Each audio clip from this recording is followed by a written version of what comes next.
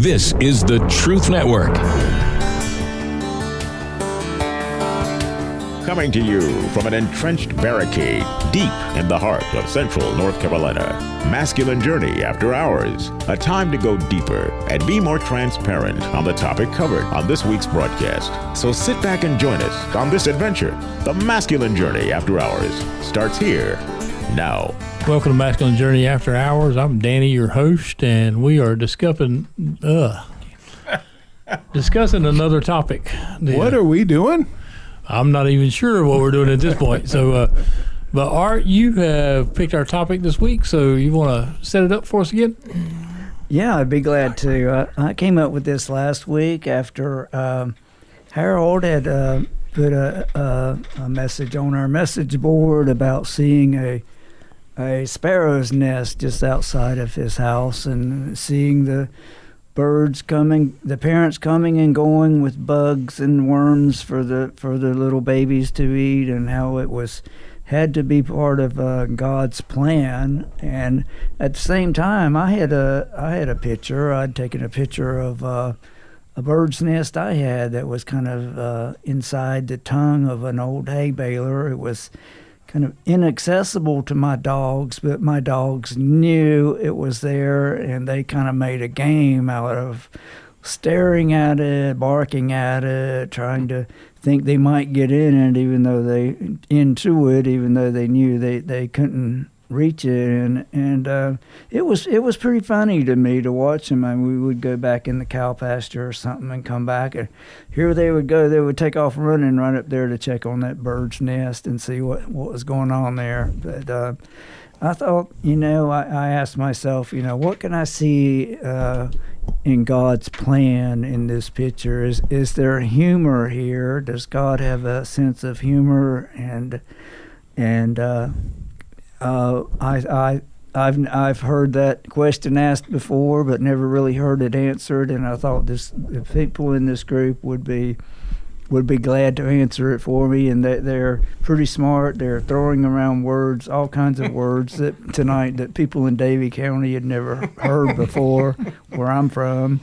And so, one thing I've thought of since then is, if God meant for these dogs are having fun with this, and if God gave these dogs a sense of humor, they meant for them to be happy and to have joy, does it not also follow that that's what he meant for man? So I'd like to throw that out to maybe somebody can say something about that too, and with that I'll turn it over to Danny. Well done, Art. Well done. Okay. In our intro to After Hours is time to go deeper, and usually in this crowd, things get usually pretty deep. They get pretty deep pretty quick. So, Jim, we're going to start with your clip. I wanted to first respond to that because I'm inspired. First of all, I'm shocked that neither me or Sam have come up with this topic before, because we've talked about it all the time. We've done it how before. God deals with us. We've done it before. Okay. I know I'm senile. And I have a question that I've wanted answered, and you were talking about big words. I never really could figure out the difference between hermeneutics and homiletics. So if we could do that sometime, that'd be great. One of them's a Mitsubishi, and the other was a Toyota. Oh, no. Are you looking at me? I have no clue. I was looking at your direction. He's from Davie County. He doesn't know. This clip, and it was kind of interesting because I went looking in The Chosen, and this was the third one I went after, and it was kind of perfect because it's a very subtle humor, but it is Jesus talking, and hopefully we can interpret his Hebrew in this, because this is from The Chosen, and sometimes his dialect is a little confusing to us down-home Southern boys. You wouldn't know I was one, would you? But I am. But this is Jesus. First of all, he is talking to Simon Peter and trying to draw him out a little bit because he's down. And the second pericope, that was the word we were talking about there. And that's a little story that usually is pulled out of the text, but this is sort of out of the text. But the second one is John and James being reprimanded by Jesus, but it's in a very loving and humorous way. And yes, Jesus does laugh in that clip. So let her rip. Simon, what troubles you? Nothing, just excited for the trip, you know. You can tell me the truth. You're telling me you don't already know what's in my head? That's a conversation for another time. But for now, I'm the only one among us who is married. so you think I should have only called single people? Of course not. And I'm glad you didn't, but Eden will be alone with her Ima. You're scared that things could get worse and you wouldn't be there. See? That's what I mean. You already know anyway. Simon, everyone here knows what you're thinking most of the time. It does not take God's wisdom.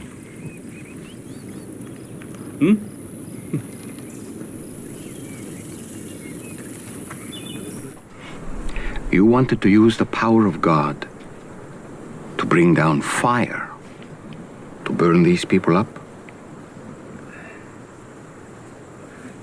Well, it sounds a lot worse when you say it that way.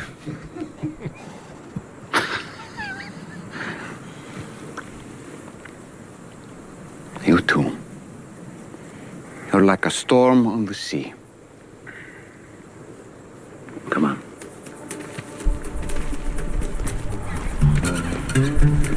Thunder exploding out of your chests at every turn. In fact, that's what I'm going to call you from now on. James and John, the sons of thunder. Is that a good thing or a bad thing? Today, it was not good. But strong passion can be a good thing when channeled for righteousness. I just may have to delay giving you that authority we discussed earlier, or in smaller doses, until you two calm down a bit. And I love the fact that these are a couple of scenes, and there are many throughout this series, that show Jesus with a sense of humor and enjoying the company. I have often said, Cecil B. DeMille has a lot to answer for. Great man. He did good movies about Christian themes. He was a Christian. But it was so, I don't even know the word, and that's unusual for me, but lots of them don't come to me these days. But it was so elevated, it was so reverent, it was so, I could do a quote, but even in the after-hour show, I'm not going to Amadeus. But this was a case where there was no humor. Seeing joy was difficult. It was so serious. And I'd heard probably 3-4 decades ago that I should read the Bible and read the New Testament and read what Jesus is saying and see him with a smile on his face instead of the way most people read it, and it's very serious. And it is amazing what that'll do for your theology, your understanding of God, if you can see him smiling most of the time. It's easier for a rich man or for one to go through the eye of a needle than, or for a camel to go through an eye of a needle. I'll get it. Thank you. I thought you were going through the eye of a camel there for a minute. I'm ready to go back to play my clip, but didn't we just do that? Yes. We did. Okay. One of the things that I was going to share and wasn't, and now I am again because I forgot the other one. God gave me a really funny thing to share this morning, and apparently that one was just for me. But one I often do share is when I was driving back and forth to divinity school, and I was going back to the school after I'd taken a semester off because of some personal things happening, and they wanted to interview me to see if they wanted me back. You guys can understand that, right? But the interview was going well, and I had one person that didn't want me back, and I knew it. I had one person that did want me back, and I knew it. And there was a third person who was brand new on the faculty, and he didn't know me from Adam. So the person that didn't want me back basically was explaining that she wanted to be sure that I would not be an embarrassment to God. And I took that very seriously, something I don't do very often. On the drive home, I basically said to God, if I'm going to embarrass you, take me out right now. And I meant it. But I made it home without an answer to that prayer. Well, I had my answer, but I wasn't really ready to accept I'm not taking you out. But that ate at me for a while. I did get to go back to school, but I ended up driving home 3, 4, 5 months later, same place in the road, because I was commuting from Morganton to Boiling Springs. And I clearly heard God. You know, sometimes I think it's God. Sometimes I know it's God. This was one of those I know it's God. He said, Jim, you embarrass me every day, but I love you. And I laughed the rest of the way home. And I knew he was laughing with me.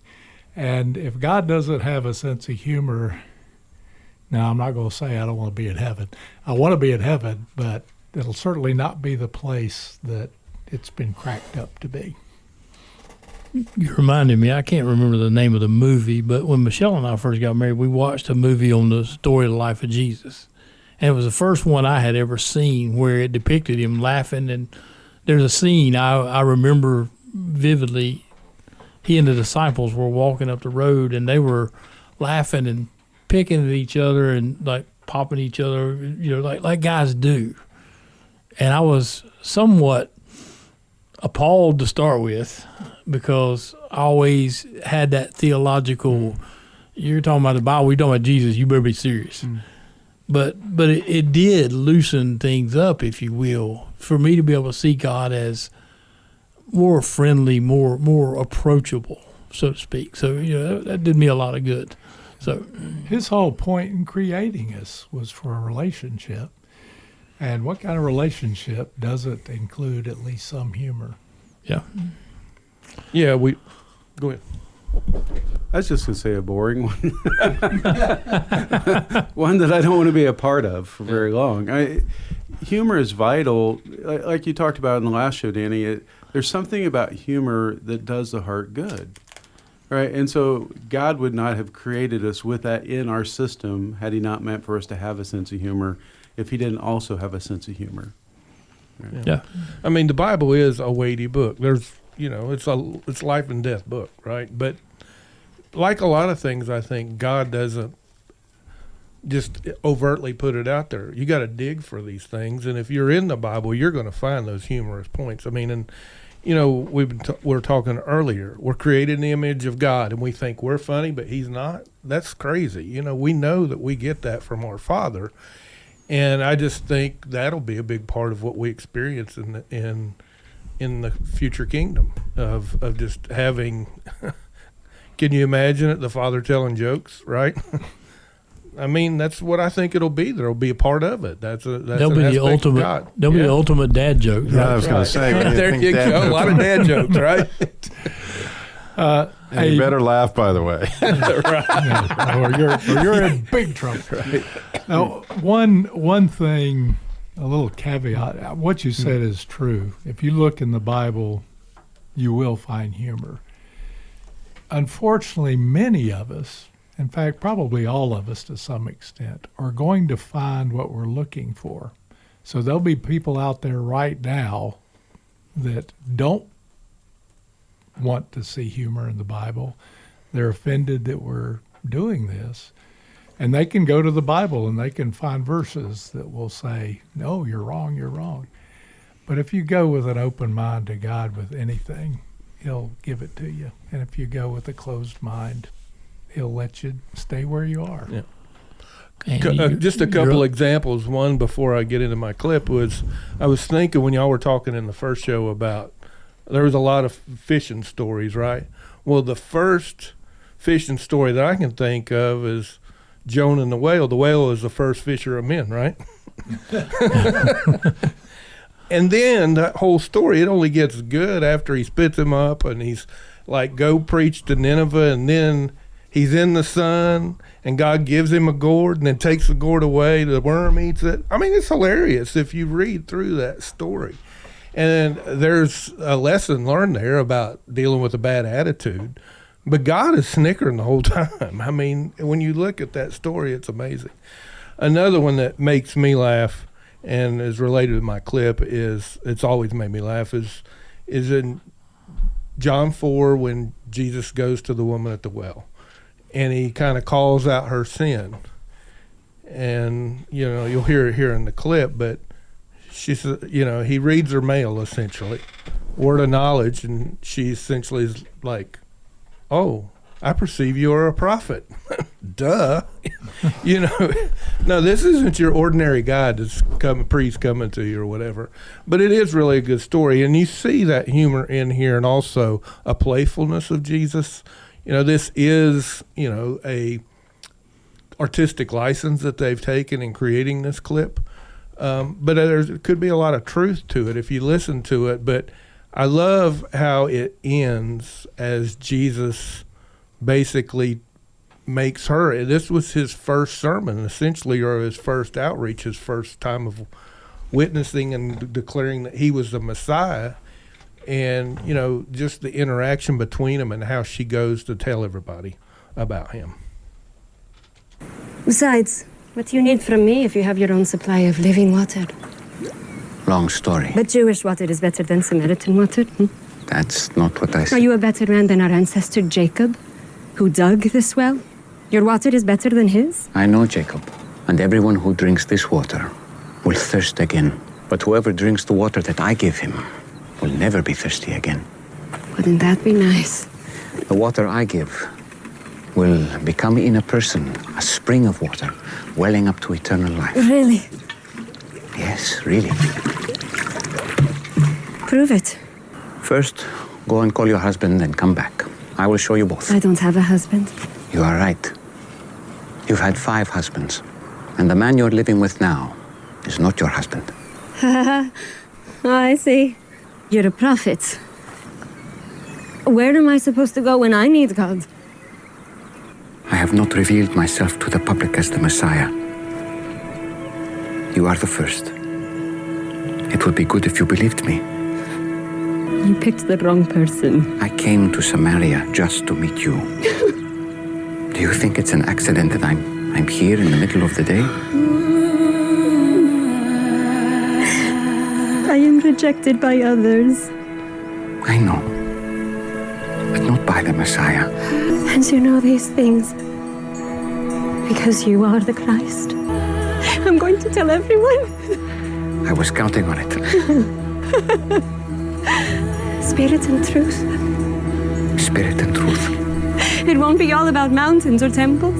Soon, just the heart. You promise? I promise. This man told me everything I've done. Oh, he must be the Christ. So she's happy that she just had everything exposed because she knew she had met the real Jesus. And he had came in compassion, but I believe there was humor that kind of, just something, the unexpected, that opened her heart up to him, and just the way she went off in great joy. And if you watch further into that scene, how she goes and tells everybody, and she brings back like 100 people next time. Just a powerful story, but, you know, humor is a big part of what Jesus did. Some of those parables and stuff he told, they had a lot of truth, but some of them were, you know, quite humorous, or, you know, not what you would expect when you compared it to the rabbis of that time of just speaking the Torah and that, just that. So you reminded me of a story. None of y'all probably ever had this experience, but you have a heated discussion with your wife right before you go to church. Never. Yeah, I've had one of those, or one or more of those probably. And this particular Sunday morning, Michelle and I had an interchange before church, and so I did what any good self-righteous guy would do. I put on my suit and tie and put on my game face and went to church anyway. Now, we hadn't settled anything. So we walk into church, and I'm thinking, it's an hour. And play this off for an hour, the ultimate pose, right? And a guy walks by me. We weren't even close friends. I mean, he didn't know me like you guys know me or something like that. And he turns around and he goes, "Are you okay?" And it was God. To me, it was God going, "No, you're not okay." But as we talked about, pre-show and everything, God has a point to everything. And yes, He has to get to some of us with a little bit of humor. Never in a condemning way, because there's no condemnation for those who are in Christ, but it is in kind of, hey, let me get you to laugh at yourself a little bit, because we're taking yourself so seriously. So seriously, because you're not fooling anybody. Right, you know what I mean? And that's just so godlike, I think. Yeah. So, anybody else? Not everybody at once. Good. And this. Yeah, we got another clip, don't we? Sam? Nothing. You got nothing? I got nothing. Are you going to play my clip? I am going to play your clip. Okay, so my clip comes from Bruce Almighty. And in this particular scene, it's towards the end of the movie. And so he's meeting with God face to face. It's played by Morgan Freeman. And Morgan Freeman, as God, asked him to pray. And he has a rosary in his hand. He said, so use this, to pray with the rosary or whatever. And so Bruce goes to pray, and then listen to the interchange and see what happens after the humor. After the humorous part that God brings up, and then we'll talk about why the humor was important. What do you want me to do? I want you to pray, son. Go ahead. Use them.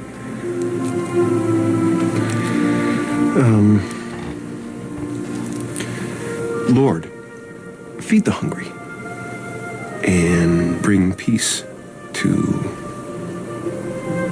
all of mankind. How's that? Great. If you want to be Miss America. Now, come on. What do you really care about?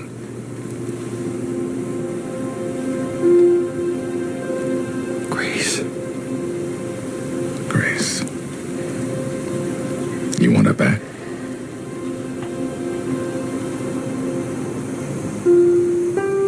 No. I want her to be happy. No matter what that means. I want her to find someone who will treat her with all the love she deserved from me. I want her to meet someone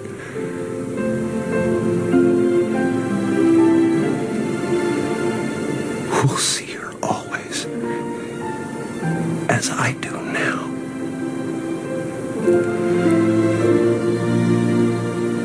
Through your eyes. Now that's a prayer. Yeah. Yeah. It's good. It's good. It's good. I like the end of that. You get to see God's humor, but the whole point of the humor is, Bruce is saying what he thinks he needs to say, what God would want him to say. And what God wants is authenticity. I mean, God already knows his mind, already knows his heart, but he wants Bruce to know his own heart. And through that humor, he disarms him, and makes him laugh at himself a little bit and says, is that really what you want, in a very humorous way? It's great if you want to be Miss America, right? And so it makes him think about it going, okay, that's not really what I was going for there. And God takes him to a deeper place, but that deeper place is authenticity with God. And that's vital, to be authentic with God. And I think that's what he's after, is that relationship with us that is just intimate beyond any other. And God's often used that with me. There's so many stories I've shared on here. I don't want to recycle some of them, but there are times that he'll, I'll pray about something and I can hear him kind of go, is that really what you want? And I just have to go, well, let me rephrase that, God, and kind of go at that again, because you can't just say what he wants you to say. You got to say what's on your heart, and he'll work on you in that. And so it's just a great way to see him and his relational skills with you, the way you need to hear it. One of the great things in that clip is the other way you and I often experience God. He asks a question, and you couldn't see it because this is radio, but God asks him, does he want grace back? And he struggles with that question. And you know he wants to say yes because he wants her back. He does. But he goes to the no. And that is learning what love is. He no longer wanted what was best for him, and getting her back would have been best for him. He wanted what was best for her. And turns out, spoiler alert, in this movie, he gets her back, and that's best for both of them. But until we're in that position of love, and God's not going to say, well, no, you got to do this, this, this, and that. Most of us would like the checklist. In my life, I've had that happen once, and it was only 3 long because I can't remember any more than that. But he doesn't do lists. He sets us up to answer our own questions. Rodney? Well, I think Or he's not. passing it on. Yeah. Pass the mic. It's in those times where God asks us those questions that it lets us look into ourselves with an introspect, and he knows that that's what we need to hear. And so he always does come at me with questions for the most part, or a small, smart little thing that makes me think deeper, but it's always about taking me deeper so that I lean into him more. And so I'd encourage you to do that this week, lean into him more. And a great place to learn to do that is at boot camp in Royston, Georgia, November 20th through the 23rd. The time to lean into God and experience him in new ways. So you can join us. You can look us up on masculinejourney.org and register there and find out more about us. So talk to you next week. This is the Truth Network.